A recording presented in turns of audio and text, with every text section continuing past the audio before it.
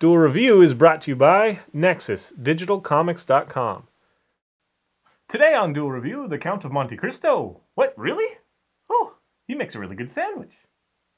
I'm RJ, and the other guy is Nick. Let's get to it.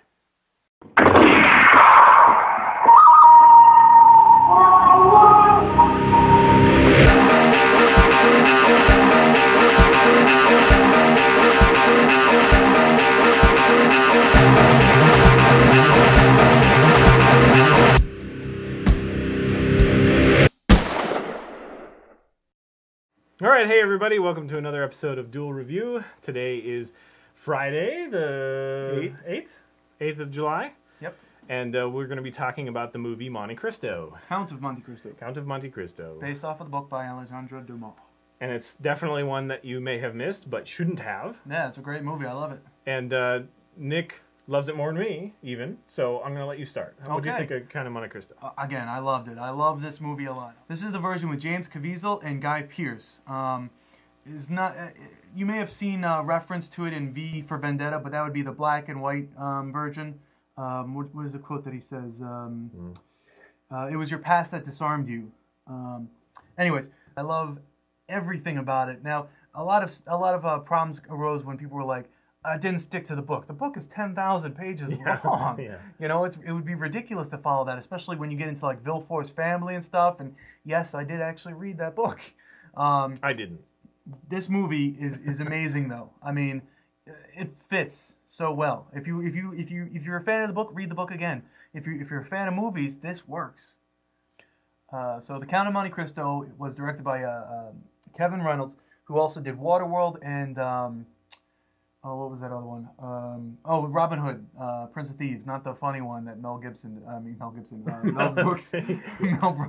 Men in Tights. Which was funny. I love that one. The story follows Edmond Dantes as he is more or less betrayed by his best friend, Fernand Mondego, who soon becomes the Count Mondego. He is imprisoned in the Chateau d'If, where he meets the priest, which is a ex-soldier who was imprisoned for not telling where the legendary gold of Sparta was.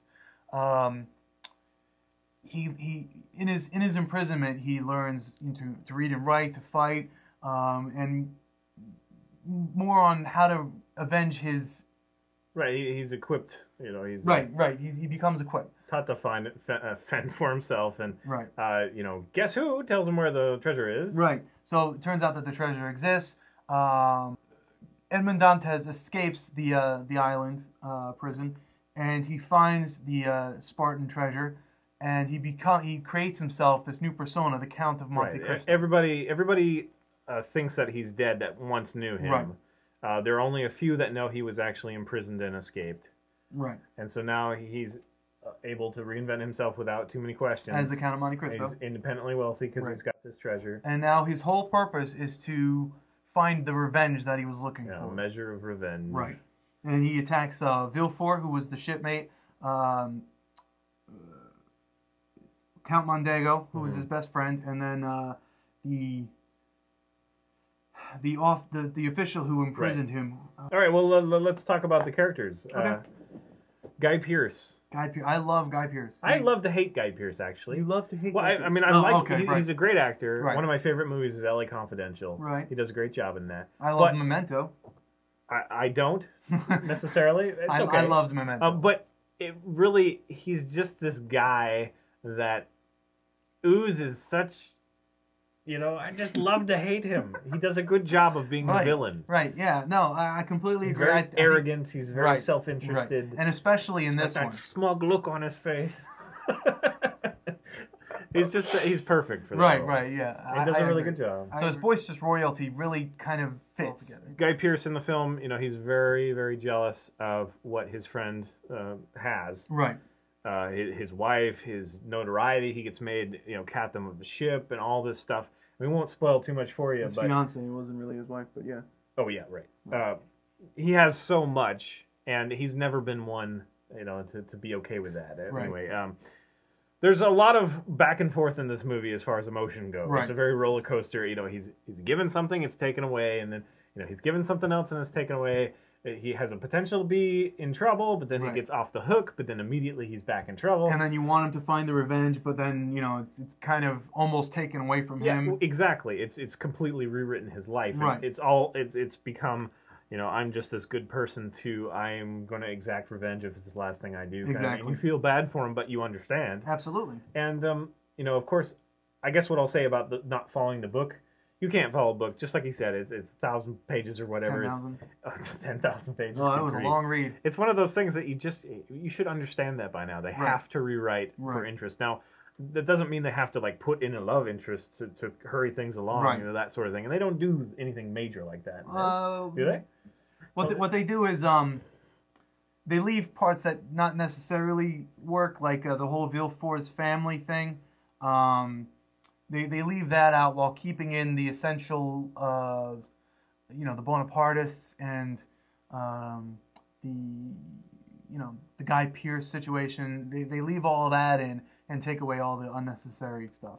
And I think that's really good. I think in fact, all of the adaptations of the Alexandre Dumas books were done very well. The Three Musketeers was done well. I like The Man in the Iron Mask with Leonardo DiCaprio. Mm-hmm. I thought that was really well done. Mm-hmm. I just think that his stories, the books, read the books. Seriously, read the books. But they're so well done that they can easily become movies with a little reworking. But, there's a lot of character there. There's a lot of story there, obviously. Right. There's a lot of depth. Right. Absolutely a lot of depth. This is one of my wife's favorite movies. She just loves this movie, and I had never seen it before she told me that, we're watching it. So we watched it, and it was really good. I was really impressed. I do like period films. Right. So I'm not, immediately turned off by that. Guy Pearce, I kind of have a love-hate relationship. I love to hate him again. I love him, period.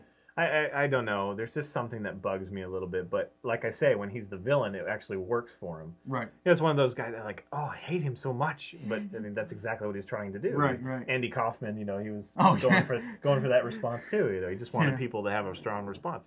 Anyway, it's definitely it's one that you should definitely check out, especially if you're interested in any kind of period film. And this is also the the revenge tale and. I love those revenge tales. I really do. It's kind of been done in that he's able to reinvent himself and then come back and interact with these people. It has been done in movies, but before Alexandre Dumas wrote it, I really don't think there was... Oh, yeah. I don't know about... I mean, I don't know enough to judgment, but you're probably right. I mean, it's a literary, masterpiece. First. Yeah. It's great. It was a great book. Read the book. And... For me, one of the highlights was actually Luis Guzman. I love him in so many things. He's a great... he shows up in a lot of films. He always does a great job. Right. And he's always a supporting actor, most of the time, but he does such a good job. And in this one, he's such a refreshing change, Yeah. He's this... he's the comic relief at times. He's also a voice of reason. Right. And he is a catalyst as well, but he's kind of a partner in crime for part of it, and he's just such a likable character. Yeah. That it really rounds out the story for me. That's his name. Jacopo. If they hadn't had him, I would have much of a harder time accepting this as like a real event because it was just so serious without him. But he really interjects that humor when it's needed, and I think he did a great job. He's obviously a partner in crime because he couldn't. Dantes couldn't have done this all himself. Well, he could have. It just would have been harder. Well, yeah, okay. But he definitely adds a whole. So good on you, Guzman. Yeah, he does a great job. Yeah. I love him in just about everything he's ever done. I liked him in Anger Management. Yeah, sure. I just hated his question mark beard thing.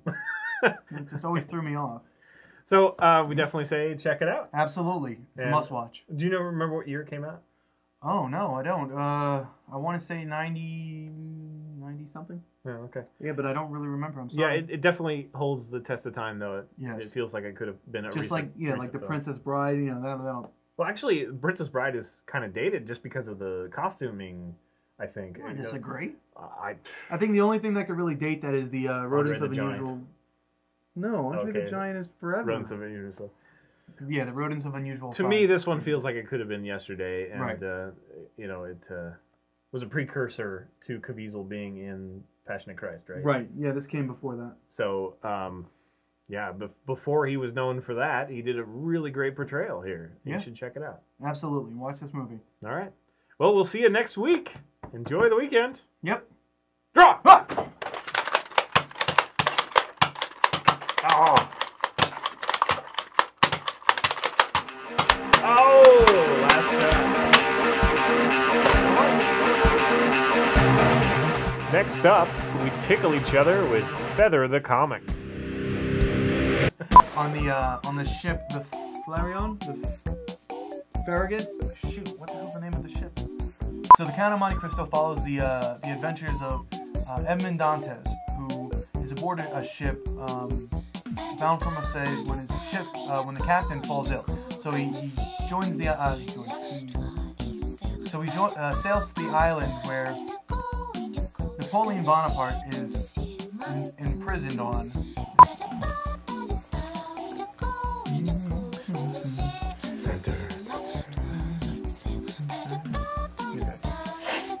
Just kind of works itself, and to complement that is Caviezel's silent renegade persona, and I love the conflict there. See, now I'm losing the steam. Now I'm losing it, which is kind of fun because it's the last one. It's really hot here now. Okay. So the Count of Monte Cristo is directed by Kevin Reynolds, which did Waterworld. And I can see your eyes. Why are you looking at me? Why, that's irresistible. You are. Okay. No, you can't see it because Anyway.